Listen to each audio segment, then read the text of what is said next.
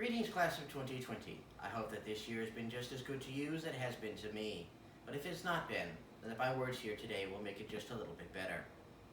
But we're not here to discuss me, we're here to discuss something great. Something so wonderful and terrifying that I can barely begin to describe it.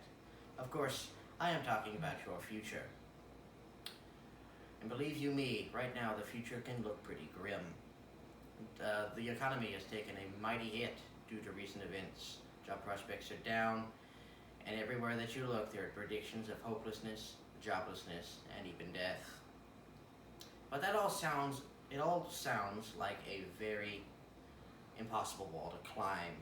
One made of sleepless nights and immense amounts of work for very little gain, and a constant pallor of dread. But that all sounds very familiar, doesn't it? I was in school not so long ago, so I do remember. I do remember the nights spent up to 2 in the morning with coffee and studying your books. I remember having to work the same math problem dozens of times in order to find where you went wrong with it. And I remember finals weeks. It all sounds terribly familiar to me, at least. What I'm trying to say is, nothing that before you is nothing that you have seen before. And I have confidence that you are able to overcome it. What gives me this confidence, you ask? That you are standing here before me today. That you are with me in this place tells me that you have the guile and the determination to overcome the challenges before you. So much so that I have absolute confidence in each and every one of you. I shall not lie to you, the road ahead will be rough and treacherous, with slippery slopes and rocks along the way.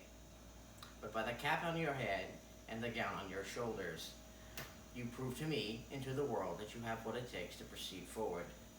But, however, it is important that you do not forget that the journey is just as important as the destination. Don't forget your friends, for they are the ropes that help you along the way.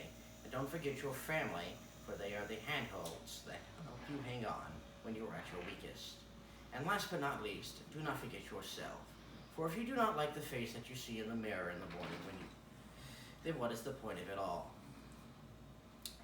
To wrap up this rather ham-fisted rock-climbing metaphor, take heart, for all that is before you is all that you've seen before, and you have the tools and the drive to overcome it. All you have to do is take the first step.